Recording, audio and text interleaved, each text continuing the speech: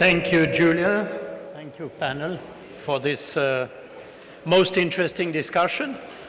We are now coming to the last part of our forum, namely the so-called concluding session. And this concluding session has two titles. One is, what would Drucker say now? And the other, what have we learned? And we are going to organize this session in two parts. First of all, we are going to have two contributions trying to answer these questions. Then we will take some of the inputs we received from you and discuss them as a part of the conclusion, and then I will bring that to a close. So this is what we are going to do now. And I'm happy to welcome on stage the two first speakers during that concluding session. The first one you heard already this morning, Rick Wartzman, the Executive Director of the Drucker Institute, and then Steve Denning. Steve was during a long time the head of knowledge management from the World Bank, so you can imagine the kind of issues he dealt with, then became an author and a consultant on leadership storytelling, notably on innovation, created the notion of radical management, and has a column in the Forbes review. So Rick, you represent the true doctrine of Mr. Drucker, the true orthodoxy of Peter Drucker. So tell us how you saw what we have experienced, and then Steve will give his answer. On the stage too is another colleague, Lukas Michel. Lukas is a very experienced international businessman, has worked around the globe, and is the founder and owner of AgilityINsights, which is a management consulting company, and has notably written a book which enables companies to self-assess their performance, called the Performance Triangle. And Lukas will deal with the various inputs we got from you and what we are doing with these inputs.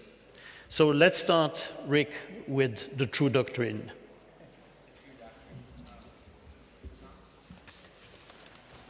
Hello? Okay, there we go. So I guess as I've tried to kind of look through a Drucker prism, a Drucker lens over the last couple days, the first thing that occurred to me is that I think Peter Drucker himself was in some ways a complex system. And I mean complexity in the truest sense, right? His mind was agile, dynamic, certainly resilient, but also highly unpredictable. And so only a fool would sit here and really try and say, what would Drucker think of all this? Because invariably he'd be wrong. So with that huge caveat out there first, I will give it a shot and try and connect some dots between what we've heard over the last couple days and some of Peter's writing and thinking.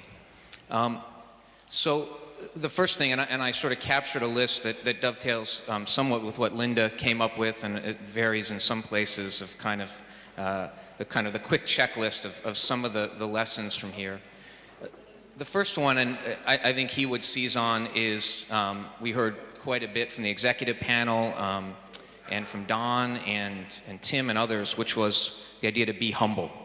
I think Peter would have absolutely started there. When you look at what he actually wrote about complexity and true complexity, you find a little bit in his 1989 book, The New Realities. And he invoked the famous butterfly effect and talked about that a little bit.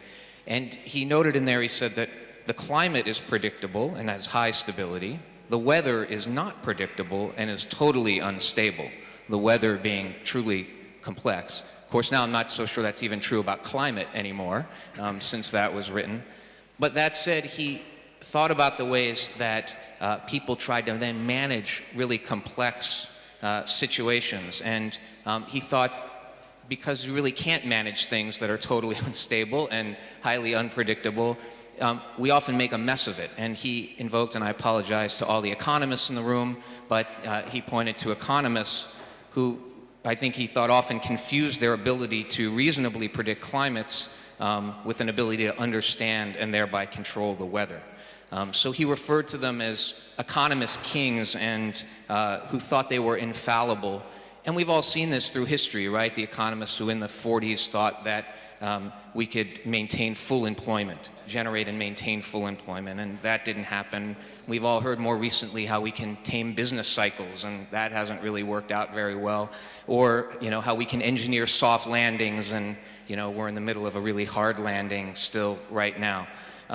So again, I think Peter would have said, when it comes to complexity, be humble. It's telling, too, that he said Peter said the book he always wished that he had written but didn't get around to write was one he would have titled Managing Ignorance. And he said he would have called it Managing Ignorance because there was always so much more that we don't know than we do know. And if we could actually figure out what we don't know and be aware of those blind spots, that would be a pretty good bit of progress. He also used to tell his students, you must frequently approach problems with your ignorance, not with what you think you know from past experience, because not infrequently what you think you know is wrong. So again, I'd start with being humble. The second thing we heard a lot about that I think he would have loved was this idea of kind of radically decentralizing.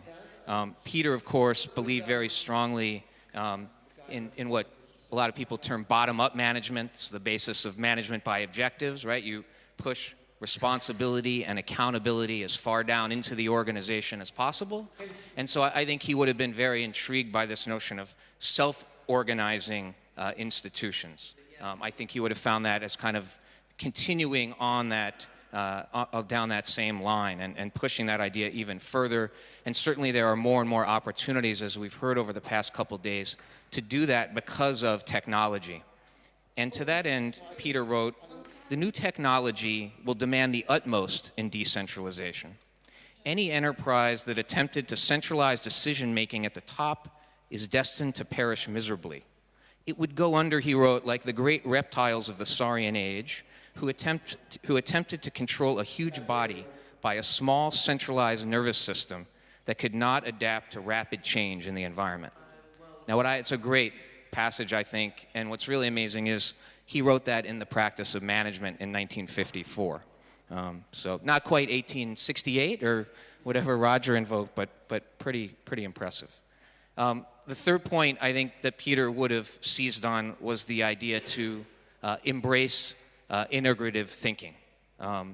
Roger spoke beautifully about that. Others have touched on that as well, Helga and others, through the 2 days. And I think that, for Drucker, this was all about the notion of management as a liberal art, what Peter termed management as a liberal art. And I just want to read again one short section because it really captures this.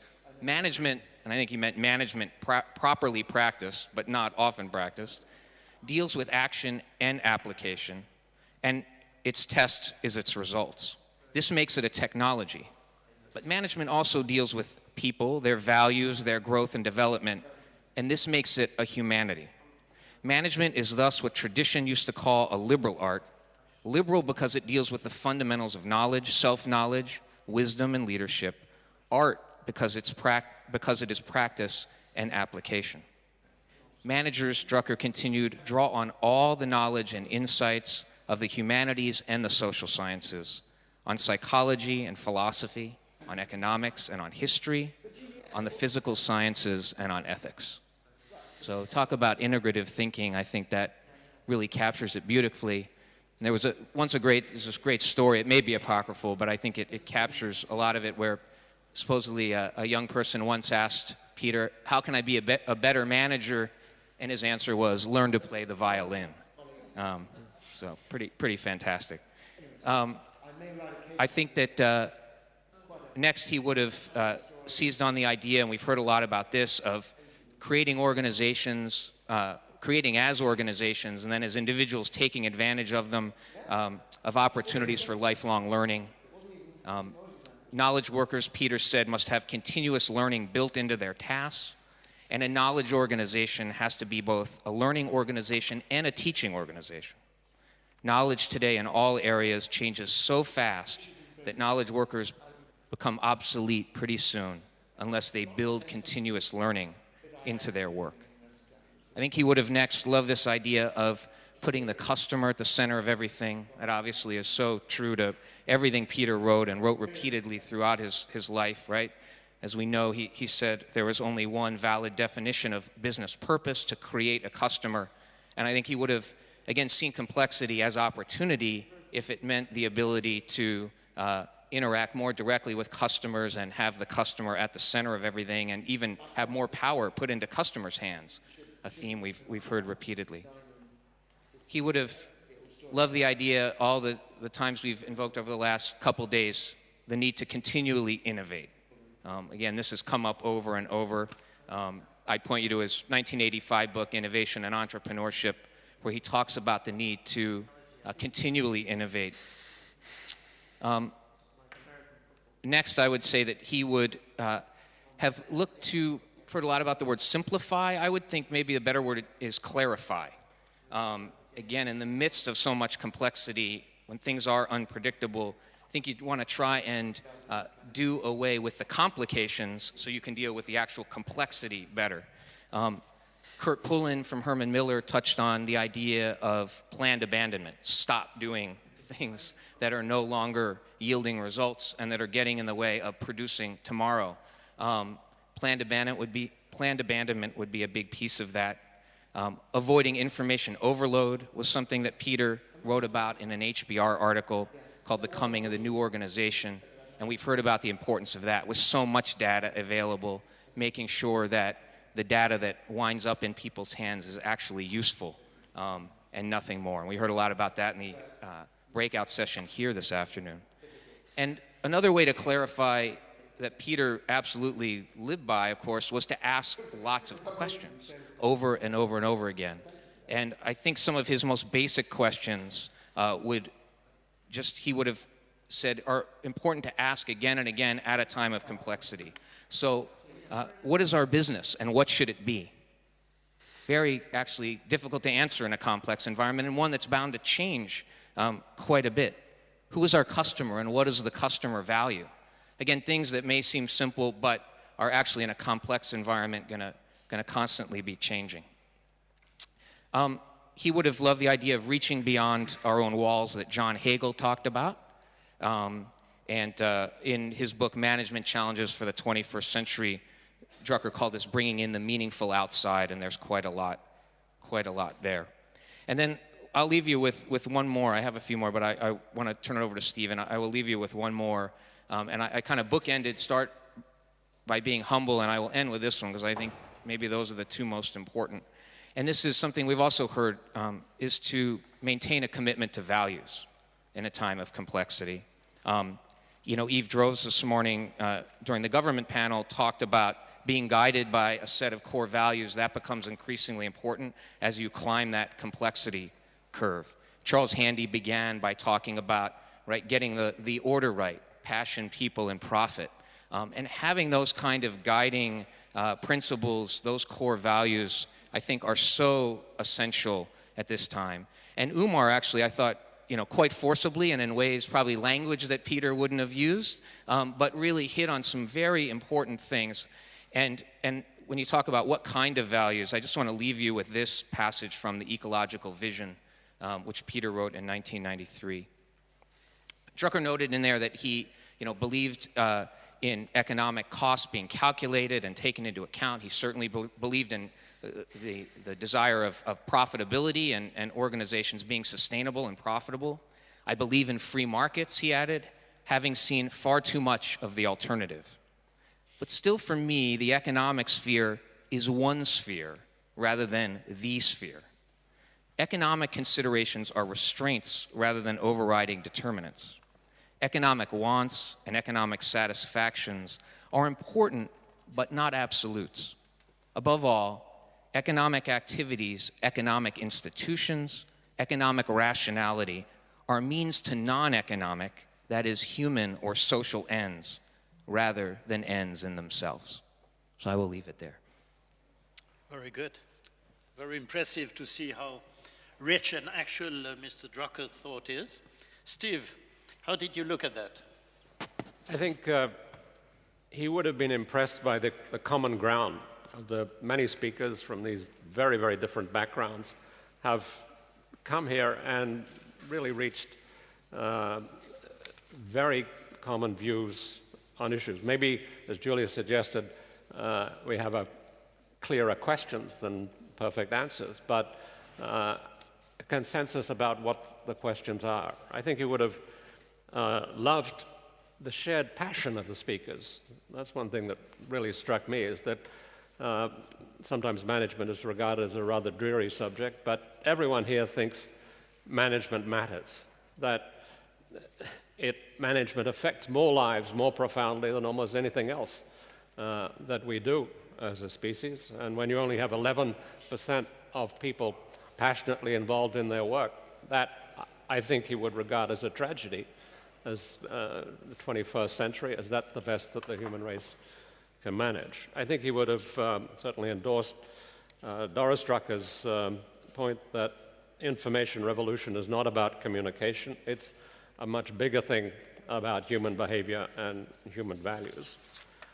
I think he would also have been struck by the realism of what was discussed here. Many business conferences you go and you'll hear about the blue sky and how everything is wonderful and the record profits and the stock market is booming, and there's less attention paid to the financial meltdown that was caused by complexity and the fact that we still haven't recovered from that.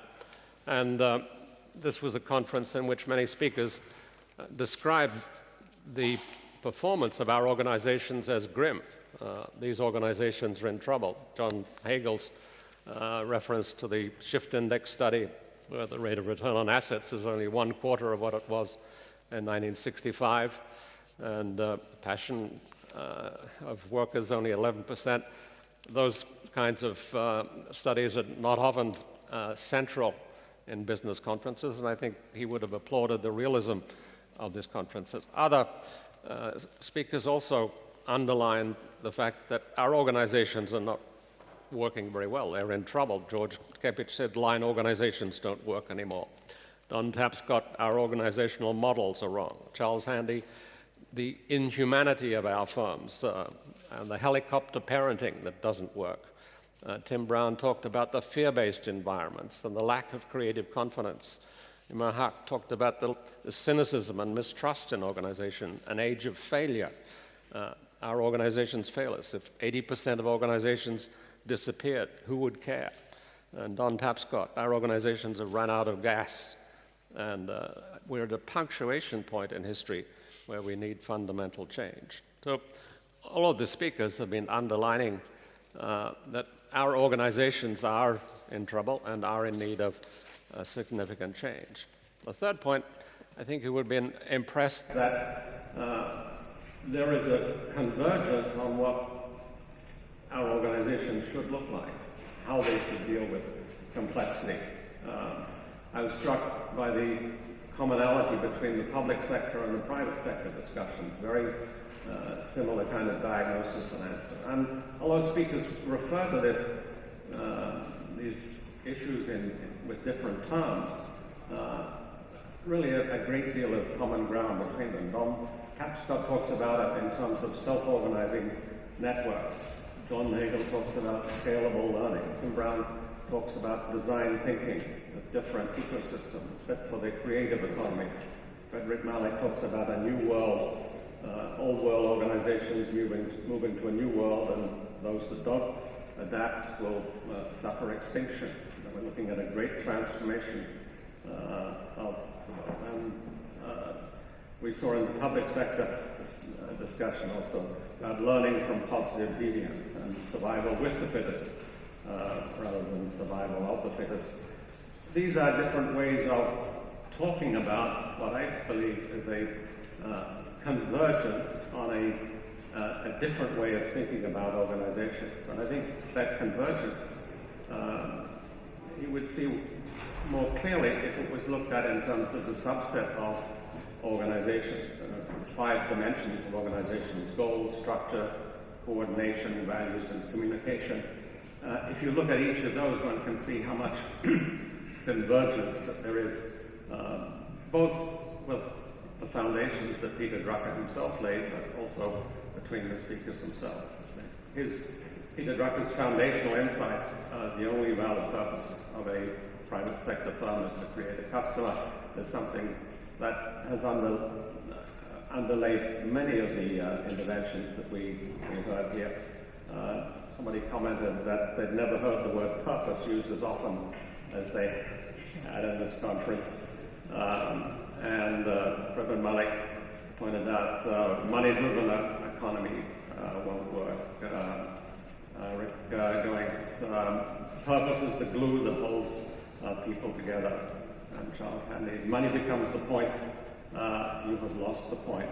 And all of these suggesting that the preoccupation with shareholder value over the last couple of decades missed the turn that Peter Drucker pointed out in 1973, that is not really the purpose of organizations. If money becomes the purpose, things go badly awry. The purpose of private sector organizations is to create customers, in health to help patients, in education to educate students, in government to help citizens. This reformulation of the goal of organization leads to all of the other changes that we're talking about that enable one to deal with complexity. The structure of organizations that manages going from controllers of individual to enablers of self-organizing teams and networks, both inside the organization and outside, a very, very different way of structuring work in the organization. And thirdly, how work is coordinated.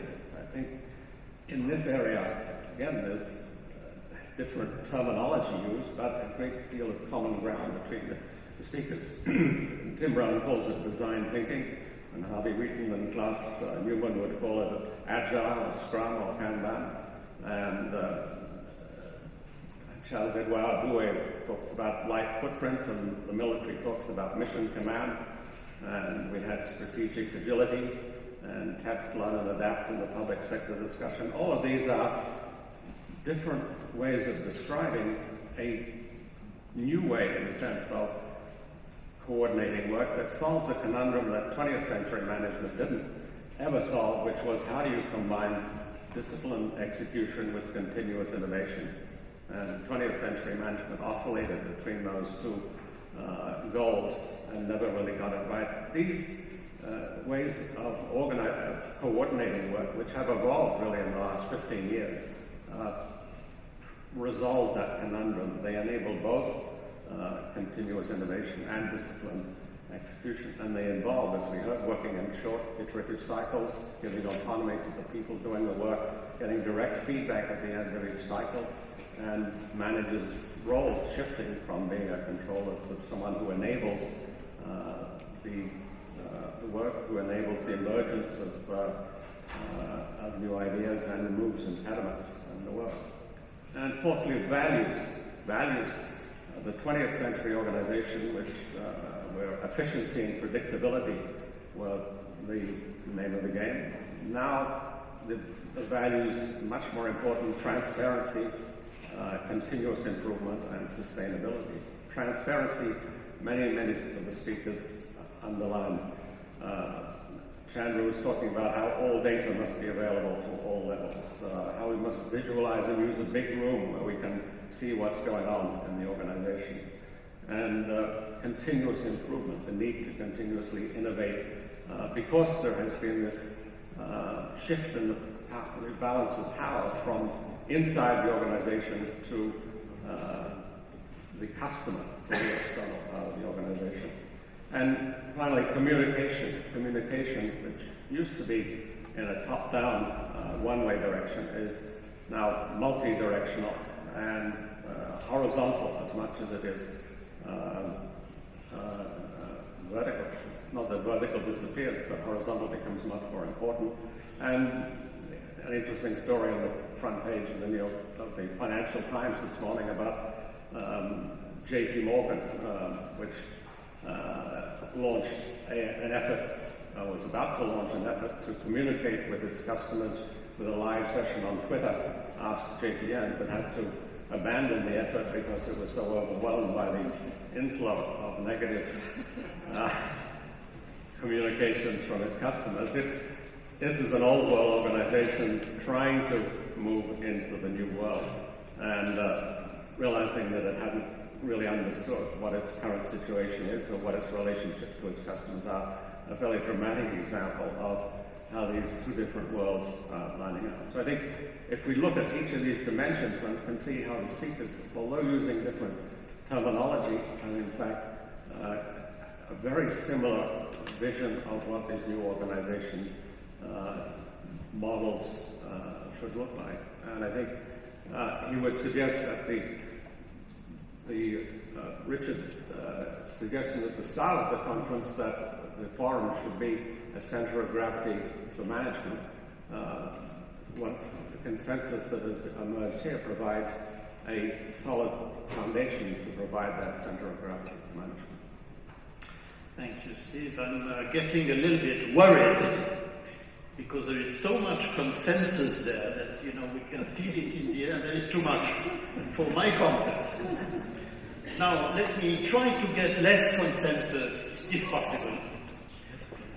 What happened, or what did you hear in these 2 days, which would have escaped Peter Drucker's earlier understanding, and which would maybe even contradict some of the views he held?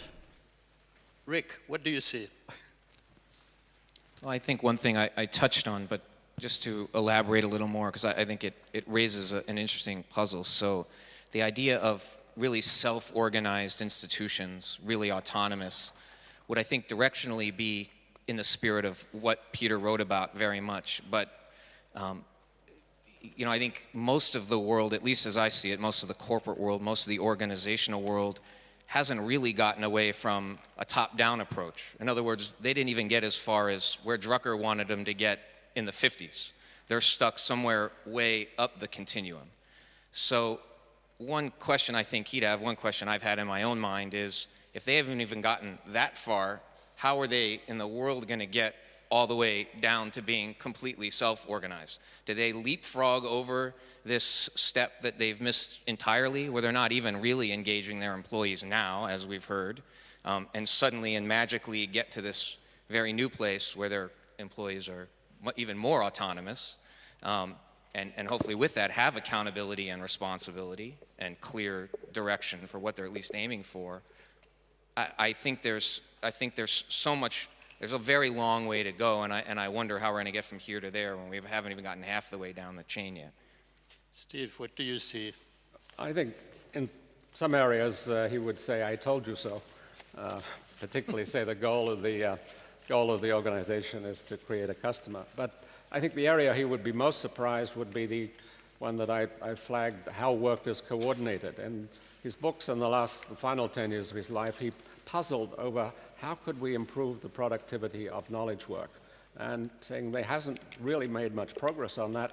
What could possibly be done to achieve that? And what happened over the last 15 years was really after he passed away, but he would be surprised and pleased to find what has been achieved in terms of design thinking and Agile and Scrum and light footprint and mission command. All of those things which have evolved in the last 15 years would have been a very pleasant surprise, and he would have, my prediction would be that he would strongly endorse it. What about the role and power of social communities and, the place they are taking in the economic life? This wasn't anticipated by anybody, not even Peter Drucker, or am I wrong? Well, Rick would know. Peter, I think, certainly didn't anticipate social media or anything like that. He was, I think as Charles alluded to at the start of his talk, you know, I don't know if he was quite a technophobe. Doris makes it seem almost like that, if not. And there's one very funny picture, which may be in the program, I think, of Peter holding a mouse, a computer mouse, probably sometime in the late 80s or early 90s. And he looks like he's holding a hand grenade almost. He's so uncomfortable. So I think a lot of the technological advances and what they've enabled in terms of people being able to do a lot of the things that Steve described, putting so much more power in the hands of consumers. I think, he didn't anticipate any of that to the degree it's happened. Certainly. There's some interesting stuff in the age of discontinuity where he does sort of talk about kind of an almost online system without using those words, where teenagers, it talks about, would be able to communicate with each other. Pretty far-seeing, but he was not a technical guy. I just want to make one last point, which is I think he would have liked all this. I mean, he was somebody who distrusted power a lot, and particularly when it was too concentrated. And so the idea that power becomes, less diffuse as long as it doesn't run into total chaos, I think he would like that. By the way, 20 years ago at the World Economic Forum at Davos, I saw a pretty important chief executive officer who was walking the mouse on the screen in the hope that something would be achieved this way. So, other people are technophobes too. Very good. Any other point? Yeah, Steve. I think he would have endorsed the point that Don Tapscott made, that technology is not guaranteeing a positive future, that the future is something that needs to be achieved, and that technology could, in fact, lead us down some very bad paths. They could lead us down some very good paths. So these are choices that have to be made, and he would endorse the need to make the right choices. They enable the possibility to have much more interaction and a much more valuable society, but they also create other possibilities that we need to be alert to. Very good. Can I say one other point? Yeah, I just want to make one other point, because I think Steve really beautifully hit on the idea that there has been a lot of realism in the room, including that last point. I raised a question to one of the panels, but I think it's largely been missing, and it's a bit of realism, and I think Peter would have been very, very focused on this, which is, particularly in talking about technology and the move to knowledge work, that there really are winners and losers in all this. And there are a lot of human beings, a lot of human lives that are being dislocated because of all this, and in a couple of ways. So one, as we move more to knowledge work, right, Peter wrote that kind of the cousin of knowledge work is service work. But those jobs, by and large, are many on the low end of the economic spectrum. And knowledge workers, by and large, can do very well in this growing creative economy, but he was greatly concerned about service workers and what would happen to them in this period of dislocation. He said that even in the most settled and stable societies, people will be left behind in the shift to knowledge work. He said that service workers are in a particularly tough spot in their social position. Such people are comparable to the proletarians of years ago, the poorly educated masses who thronged the exploding industrial cities and streamed into their factories. And I think that's really important not to lose sight of those folks who are being dislocated by a lot of the things we've talked about. And the second one is just even in the ranks of middle managers who are also being dislocated, right? One of the great things that technology enables and that networking enables, a lot of headquarters, a lot of the centers of organizations, right, are really, they were meant to gather information from all over the place, right, the far-flung parts of the corporate empire, and analyze it and then redistribute it out to the far-flung parts of the empire. It was kind of the central node, right? It was then the relay system. But we don't need that anymore. And so organizations are getting flatter and flatter in some ways, and I think they inevitably will get flatter and flatter. But that also means there are a lot of people who are going to be dislocated because of that. And I think Peter would have been very mindful of those lives tossed, asunder, and would have been very concerned. Very good, very, very good and interesting point. Excellent. Let's move, Lukas. Can we move to the feedback you gave us? I don't think the crop was overwhelming, but can you tell us more, please? When Richard Straub approached me to take on this assignment, and these things happened, I think that's quite normal between dinner and midnight on Sunday evenings. I said immediately, yes, of course. I mean, as a manager, that's the response that you're giving here. It dawned on me the night after, when at 3 o'clock in the morning, I suddenly got up and I said, whoops, what did I get myself into here? With my wife next to me, not quite understanding what is going on here. There was quite some ambiguity with what this is all supposed to be. There was quite some uncertainty in how it should be played out. There was quite some dynamics because will it still go that way as it was designed? And I ended up, I think, with a complex problem in a conference that talks about complexity. So it became clear to me that I had to go through a learning experience here. And what does one do? One comes to the conference and starts learning. And retrospectively, I can explain what all happened here. So first of all, I made a choice to be a part of that. And that choice was very important to me because there was no way back. I took responsibility to do it. So one way for me to tackle, I think, that complexity was a choice. Second thing was awareness. From the moment he asked me a question, I started becoming extremely sensitive to the issues around complexity. And that helped me to deal with it tremendously here. And the last thing, maybe that was the most important thing here, is trust. First of all, I had to have trust in myself coming up here and doing this. But secondly, I had to have trust in my colleagues, in Richard, in us doing that here. And it was all there. Thank you. So this was kind of my experience with the diagnostic in the middle at 3 o'clock in the morning in doing this. And with this, I've collected lots of ideas. We have collected the media response. We have collected the box and the emails that came in with some interesting observations and comments. And here is a selection. First of all, the media and social response. As of about 2 o'clock, I think that was the last measurement we took, we had about 3,000 tweets on the entire conference with about 460 users that have a reach of about 10 million people. Okay, that's reach.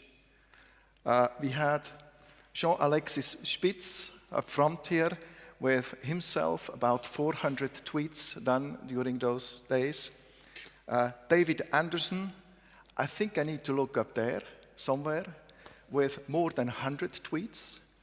And Don Ponte Fract with almost, I think, around 100 tweets here. I think this is quite amazing here. Okay. So the prize is? Come back next year.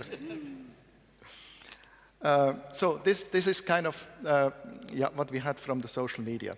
Then from the direct feedback, we have asked one gentleman to actually come up and give his 15-second thoughts on what he actually put down on his note, which is thoughts, concepts, ideas for today and the future. David Hurst, would you quickly come up and explain your note? Just come up. Well, maybe it's to apologize for the notes. I'm not sure. Thank you so much. Just some reflections at an early hour this morning when I sort of figured out how to work everything. I thought the image of the session was Don Tapscott's murmuration of starlings, this wonderful self-organizing control without any central control. that sort of captured the image. The word of the conference to me, and of course we don't hear what actually is said, we hear what we hope to hear, governed by our habits and passions and what we expect, was ecosystem. A lot of use of the word ecosystem, and a question I have is, when are we going to get serious about learning from nature? Everybody said we should. How do we do that? A theme was from the core to the edge, and yet this morning from Sir John we had the movement from fragmentation to integration. Paradox, opposites, tensions. And I sense that we're moving from a world of either or to a world of both and. You see, either or is a seesaw. More of this, less than that. It is an economist trade-off. I prefer what Mary Parker Follett used to call creative integration. Hard work, which Drucker would have agreed with entirely. You see, this weasel word balance, what do we mean by balance? It's a word we all use, but we don't understand. It's like a great sage who says we talk about reason and emotion, we talk about calculation and judgment, and we understand the concepts, but we don't understand the word and. Thanks. Thank you, David.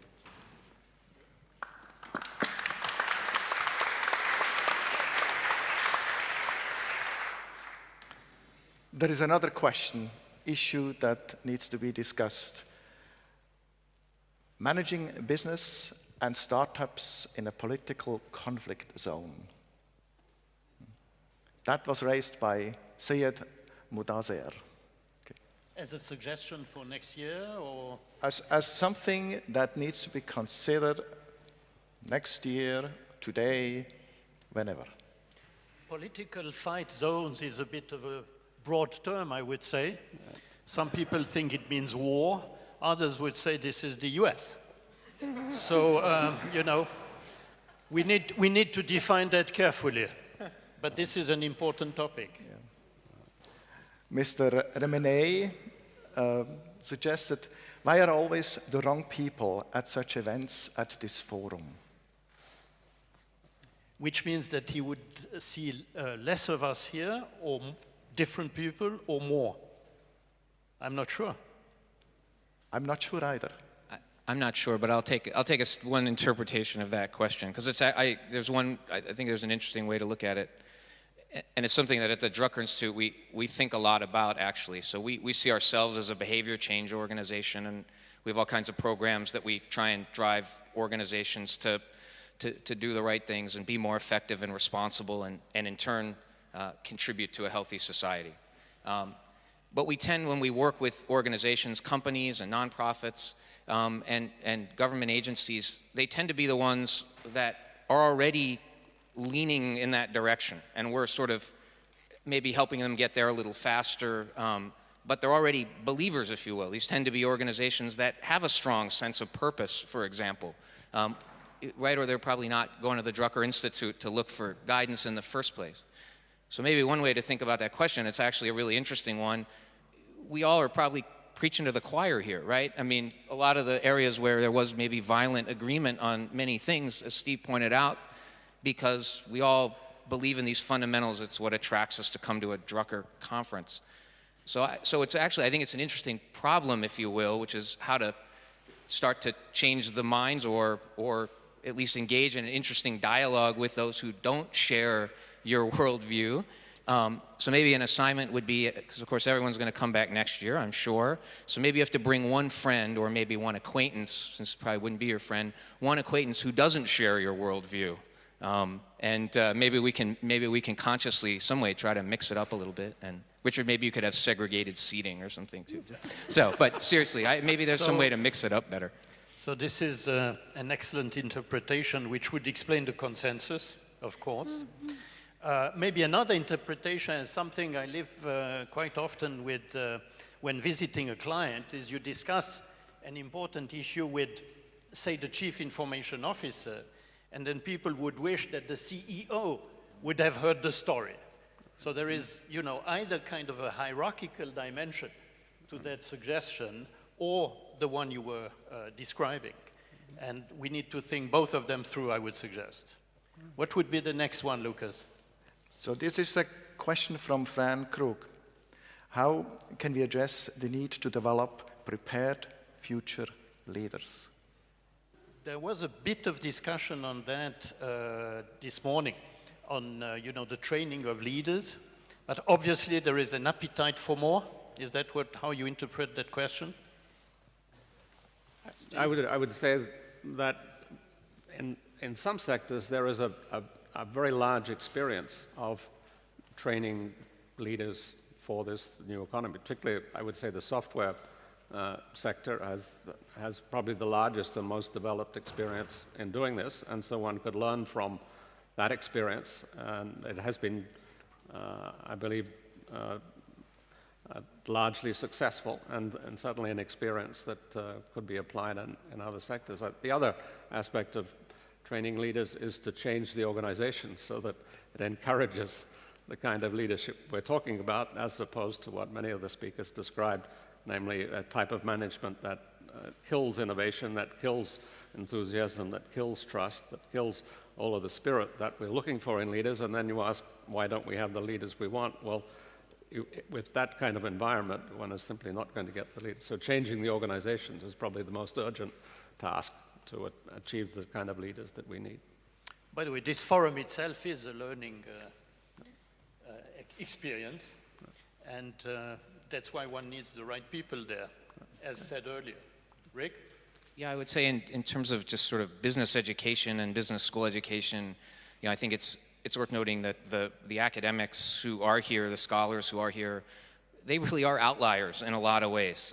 They are really broad thinkers, and being adjacent to a business school and being around a lot of business schools, I know that they are an unusual group. And I would just observe it's telling that Peter Drucker really isn't taught in business schools, which is kind of amazing. And I think there are various reasons for that, everything from, frankly, petty jealousy to the fact that he was not a traditional academic. He never did a regression analysis or anything like that. Barely has a footnote in anything. But I think the other reason is that business education is still so siloed, right? That the way Roger talked about, you learn finance and then you maybe learn marketing, and Peter saw it all as an ecosystem, right? It was all integrated, and it was all a holistic discipline. And since it's not taught that way, he's probably pretty hard to shoehorn into any one particular class, which is a shame and a problem. Lukas, any more? Yes, they're coming. Yeah. So, what I'd like to do is the following. First of all, thank David Preil for his suggestion, difference between complex and complicated. And he suggested that NGOs should be also included in future conversations with the question about what Drucker would have said about that. I think we have dealt with the last question here. And the last thing I have, and I need to kind of do this online, if I can. Thank you to Judy Hobrock. I will read as soon as I can. It's more than just 2 sentences, and I think it's quite insightful here. So thank you for the comments, and keep it going. Very good.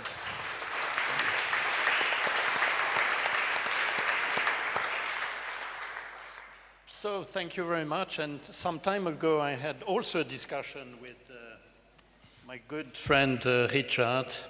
And he said, why don't you at the end of the session make a little synthesis? At the time, I thought this was difficult. After the forum, I know it's impossible, although Steve Denning just did the synthesis of this conference. And I would like to take my hat off to you for succeeding in doing that.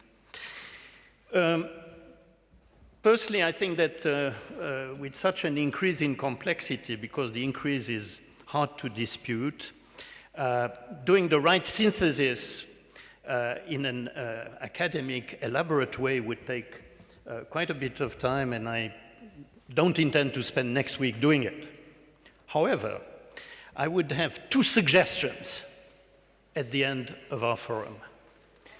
The first one has to deal with our attitude towards complexity, and the second has to do with the role of executives. In terms of attitude, complicated even, although I now understood that no Swiss watch is complex at that time, which, you know, explains their low prices. But very often, when things are described as complex, where things are described as overly complex, there is an attitude which consists in mourning complexity. You know, that's so bad, it's too complicated, too complex, etc. One mourns complexity. And I think that we have seen in these 2 days, and therefore we have learned of ourselves, that the right attitude towards complexity is not mourning complexity, but celebrating complexity. And let me give you 3 examples of that. The first one is, you can say, for example, that the role of classical institutions is now limited. They are kind of circled by so many things that it restricts their role and power, that even it threatens their very existence. The celebrating attitude consists in saying that institutions are now in a position to open to the external world in ways which have never been achieved. And this is not only a different set of relationships with their own ecosystem, but it is also projecting themselves and relating to the world through their very products. Something we discussed in the parallel session is that more and more the products, and in a different sense the services of companies, will remain connected with these companies, sending data back, sending data into the field, and this is an extension of the role, an opening of the corporation, and a prolongation of their footprint, which is spectacular and which we should all celebrate. The second example has to do with employees. You know, in the good old days, one knew that an employee had a contract and that he or she was working 8.25 hours per day within the company and completely closed off from the rest of the world. And now employees are kind of in a slightly more ambiguous position, belonging to professional networks around the world, doing things at the office which are maybe not completely directly connected to what they are supposed to do, etc., etc. We can mourn this development. What we can celebrate is that the company, the enterprise, now has access to the millions of resources which can contribute to its intellectual power. And this is a new dimension of the company. And the third example I take is customers. And you know, Mr. Drucker always placing customers at the center. And the customers now have much more power than they had, because they no longer are seen by enterprises as individuals or businesses, in the case of B2B companies. They are seen as having the power of the networks to which they belong. And that develops a countervailing power to the corporation which one could mourn. Conversely, customers are becoming producers. So one can jujitsu-wise exploit that power of the customers and make them work, become producers for the good of the company. That's what I would call celebrating this new dimension. The second point has to do with our traditional role as leaders, executives in companies. And you know, Julia was saying, what is new in this role? A very good question. I think these roles remain quite, in principle, quite similar to what they were, but they gain importance in some respects in a a very significant way. And all executives have been trained, and the good ones are actually doing it, is to translate for their shareholders, for their customers, for their employees, is to translate complex sets of ideas, of ambitions, complex constraints which are put on the company. The good leaders succeed in translating those into simple messages, into simple directions, into immediately understandable priorities. And I think that with the complexity we are dealing with, this capability and this quality of executives is more needed than ever. And I think that executives have to take out of that complexity what is needed to lead their organization, and I would describe that as creating simplicity with a purpose. And this purpose has to be addressing actually two major categories of people. The first category is the category of the employees. One needs to do that for one's own people, and the remedies have been, or the main points of the simplicity have been discussed in the session we just went through, namely a clear accountability, giving the opportunity for employees to self-organize whenever possible.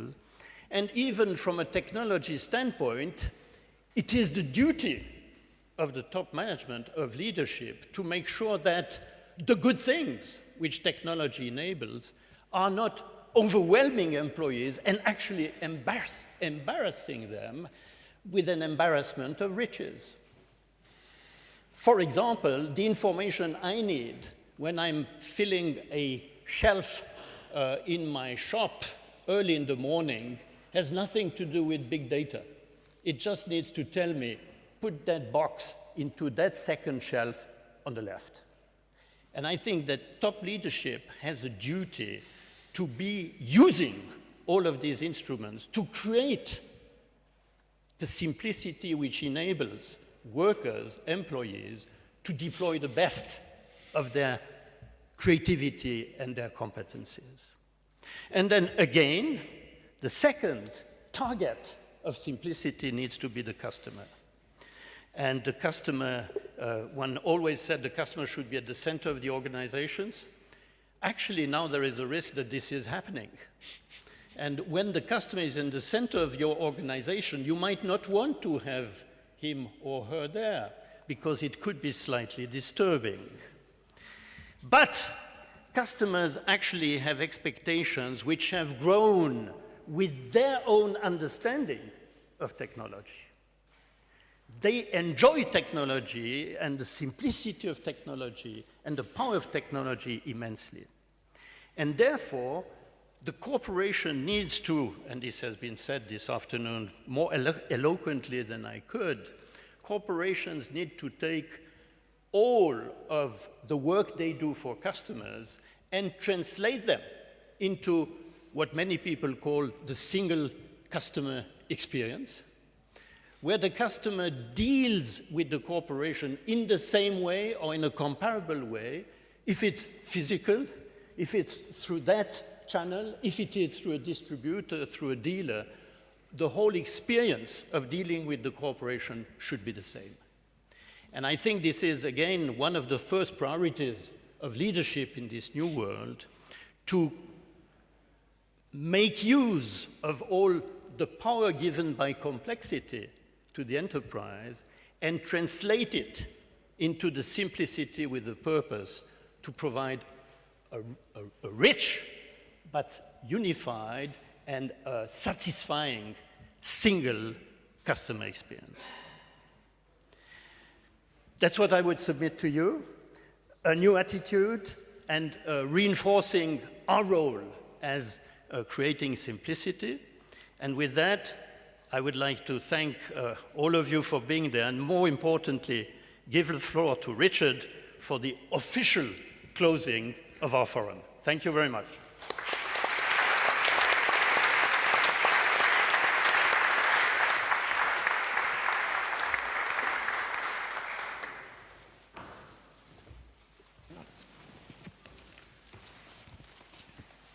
So I promise it will not take long. You have been here for quite a while, but let me just make a few points which I think are important at the very end of this 2 days, intensive 2 days. First of all, I would like to thank Pierre for having chaired the conference today in an excellent manner, and thank you very much for having taken this, especially for sometimes challenging sessions, right, where we had to adjust on the fly. So thank you very much for doing this. Since Matthias Löfken is also here, again, let me thank you also for having chaired yesterday. And you sparked, obviously, a flood of tweets and of social media activity, and that's quite impressive, the number. If I hear 10 million, there's of course a question, how many of these 10 millions have actually seen the tweet? And I think we will need measurements where we find out they are not only followers of others, but how many have actually seen it and done something with it, maybe retweeted it again. But it's a very interesting world that we are talking about. Now, I would like to end with a few pieces of information that we will also communicate in writing to you, because when you are at a conference like this, of course, it's important. There was so much information, I guess, and so much content that I hope some of you, or many of you, will have the desire to go back to it and to say, well, I would like to see this piece or that piece. So there is a Storify tweet. This is still the address, is it right, Jean-Alexis? Where the most important tweets are captured, right? So you don't need to search much. All of them, even all of them. So you find them all how many? 3,000. So it's easy to find your way then, but you have them together at least, right?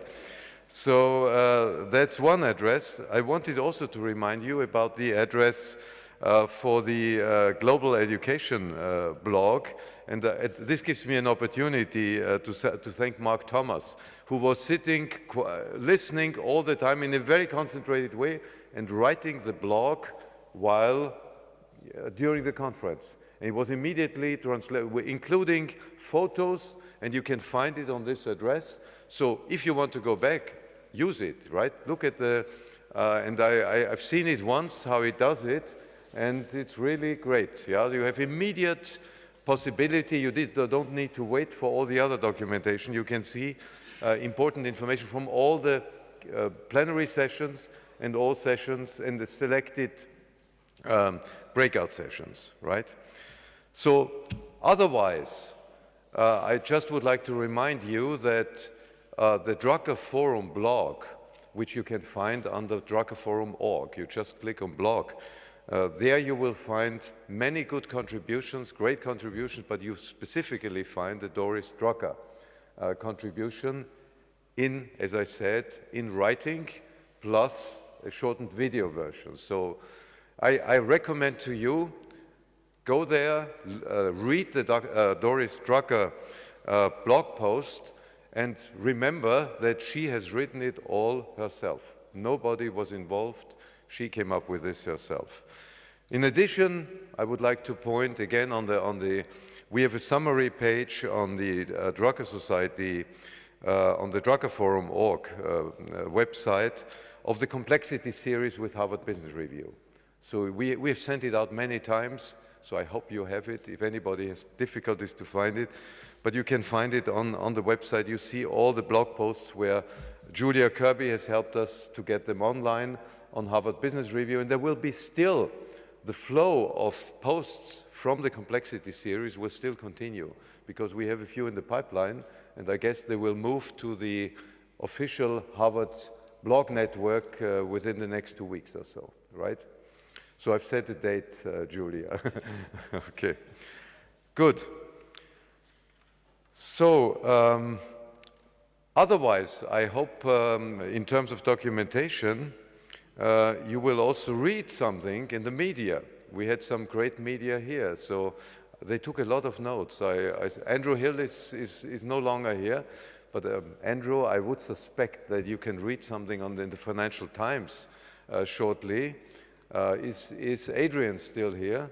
Because he normally writes a Schumpeter blog afterwards.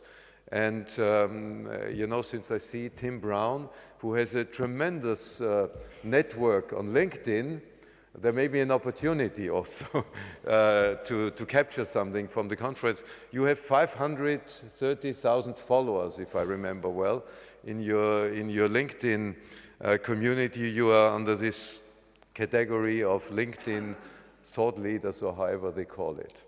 So there will be many ways to find additional things, and we will of course capture them and feed them back to you, but you can start already looking at that. Okay, now let me, well, I thought it was the right direction. Can we move one further? Yes. So let's move to 2014. And all what I'm saying you is, except the speakers, everything is preliminary. These are not, we always have a working title, but we just want to say something here about the 2014 forum. And I just realized this was done on the fly as well. One important information escaped me. What is missing here when you look at it? The date, exactly. But this gives me an opportunity to really get your attention on the date. So it's the 13th and 14th of November 2014. It's basically the same dates, yeah, just the week is different. Therefore, Thursday and Friday in that week is the 13th and 14th, 2014. So please make a note. We normally get high feedback about people coming back is very significant. They don't all come back, even if they say 75% would come back, but others come then, and maybe they come the following year. But just so you know, speakers, I only put the new speakers. We have friends already. We have a network. We have a community, I would say, where we have recurring speakers that you know already from various conferences. And I didn't mention them primarily, but these are new ones who haven't been with us before, but who are basically committed. And it's not the worst names. Clayton Christensen has just been named #1 in the most influential management thinkers. And you know, Roger, I don't know if Roger is still here, I mean, the top 5 are very close together. Roger is #3, and Don Tapscott #4, and Linda Grattan is high in this list, and Julian Birkinshaw, and so on. So we have, it's fine that we find this synergy. Gary Hamel, Pankaj Ghemawat, you may know on his ideas on globalization. Mark Merrill, who knows Mark Merrill? I put him here deliberately. Anybody knows him? Does anybody know the company Riot Games? Yeah, so he's the CEO. So again, this is somebody, CEO. I've put one of the CEOs who is coming from a completely different sphere. I think it's one of the fastest growing companies on NASDAQ, right? And so it's very impressive, and the way how they manage is something, of course, which is of great interest. And Harvard Business Review, I think I'm allowed to officially announce it here that the editor-in-chief, Adi Ignatius, will be with us and will take a chair role for the conference. Yeah, so this is important information. And the name, as I said, is a working title, Managing New Realities, Forward to the Roots. So just to say in a few words what is behind this title, and the words may still change. I think it was said here also, there are many great ideas in management. Since Peter Drucker, I mean, Peter Drucker has laid certain foundations, and then, you know, many things have been developed and great ideas sprang up in various places. But there's one big issue. They are largely disconnected. We have bits and pieces here and there. We lost the common ground in some way, or we don't have the common ground. That's what many people feel. And given the realities we are facing, and complexity was one of the major subjects. And you don't learn much about complexity in business schools, and you don't learn much about complexity in corporate universities normally, right? So it's really about thinking deeply and discussing what management we need in these new realities on a comprehensive basis, from a holistic view, taking also into account, and that's very important, that we are not only talking about business management, and we had the public sector discussion here. We are talking, like Drucker did, about management as a fundamental role in society. And it goes as far as the survival of society is dependent on the quality of its managers. And I talked about unintended consequences. So if politicians make decisions in situations where they don't understand at all what they might trigger, it is a catastrophe. It's not just the management, it's not just a bad decision. It ruins lives, it ruins people. So it's a reality, and therefore management is fundamental, and we need to care about what management is required for these new realities. So, who plans to come back? No, sorry, I didn't want to put you on the spot. And you have the opportunity. Sorry, there should be another one. Can you help me to get to the right one? Yes. I mean, this is just a recap of the various possibilities to stay in touch. You have it on the Drucker page. You know in the meantime the Twitter account, I hope. And we are switching right now to GPD, Global Peter Drucker Forum 14, GPDF 14. So in the GPDF 13 is now over, so we're switching to GPDF 14, and the other things I have already talked about. Now, very last point, a conference like this, and you've seen it was quite an intensive event with a lot of activity. Of course, it can only come together if we have a great team supporting it.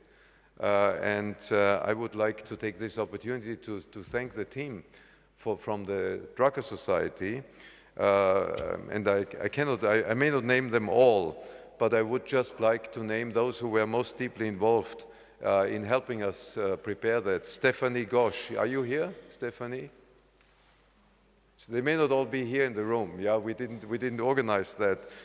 Linda, are you here? Linda Vidal.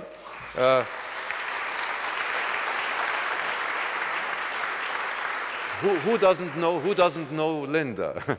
Yeah, so she's a great support. Daniel Nogler and the technical team. He had support from the local technical team of the Federation of Industry with Mr. Janele and his team and Galinde Bruckner and so on. So I cannot go deeply into this. Jean-Alexis, of course, with on the blogging, on the Twitter side. 400 tweets. Is Sylvie Herman here? Where is she? Sylvie.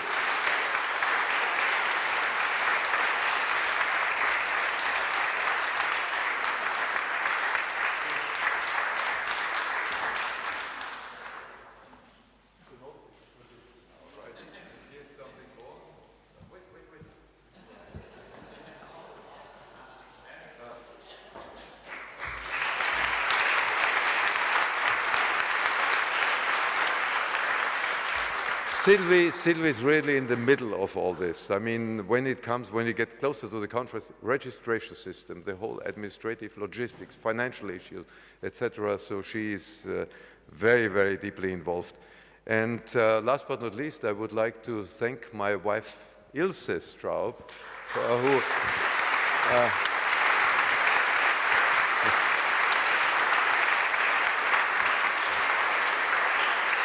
I think with whom also many of you had contacts, and she was instrumental to get the Drucker challenge to go in an innovative sort of terrain with the Drucker challenge, and she was also instrumental with the subject. So in the Drucker challenge, I think, and of course many other things connected to the conference, but I wanted to point this out, she was very, very deeply involved personally. So, with this, I hope I haven't forgotten anything of importance. I mean, my very last point is really to thank all the speakers who are still here. We were blessed by an outstanding group of speakers and by overwhelming intellectual capacity, right? So thank you so much for having supported, because this is a support that we get. The speakers come to us because they are part of the community in a way. And that's great. So we really thank you. Linda is still here, I see you, and Tim Brown had to leave, but many others will be spread here. So thank you very much for your great support. And last but not least, even though some of the audience had to leave to go to the airport, right, I would like to thank you for having joined us, having given us your confidence to spend 2 days of your life in today's hectic and complex world, right, with us. So thank you very much, and I hope I will see you again in 2014. Thank you. Anytime.